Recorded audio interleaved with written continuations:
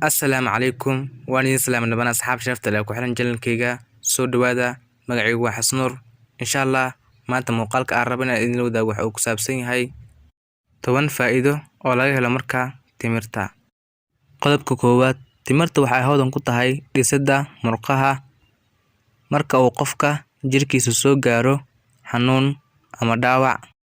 Qodobka labaad timirta waxay u roon tahay aragga indhaha qaasatan kuwa wax habeenida loo yaqaano ee la xidhiidha madowga iyo xilliyada habeenkii. Qodobka saddexaad timirta waxa ay daweysaa dhiig la'aanta maadaama ay ku jiraan waxyaalo kobciya dhiigga oo ay ka mid yihiin ironta iyo vitamin B. Qodobka afaraad timirtu waxa ay daweysaa inay lafuhu burburaan oo ay noqdaan kuwo bila awood ah iyo waliba cudurrada la xidhiidha lafaha maadaama ay ku jiraan maadooyin u fiican lafaha oo ay ka mid yihiin calcium iyo vitamin A. Qodobka shanaad timirtu waxyaalaha kale ee ay daweyso waxaa ka mid ah itaal darida. Qodobka lixaad sidoo kale timirtu waxay u fiican tahay ilkaha iyo daryeelka afka.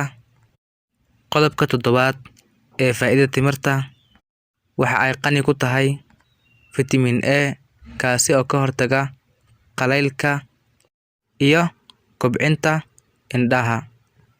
Qodobka siddeedaad timirtu waxa ay daweysaa inay timuhu daataan ama nabad guuraan ama in indhaha hoostooda daal ka muuqato ama midabka doorsoomaan ama inay dabnuhu qolof dhacaan oo ay weliba qalalaan iyo timaha daata iyo agfishinka dabnaha waayo waxaa ku jira vitamin B2 oo u fiican xaaladaas. Qodobka sagaalaad timirta waxaa ku jira maado daweysa agfishinka maqaarka.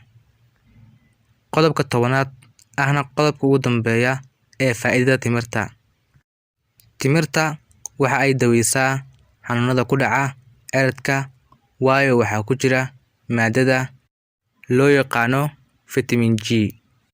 Halkaas ayaan kusoo gabagabayn doonaa 10 faa'iido oo ay leedahay timirta.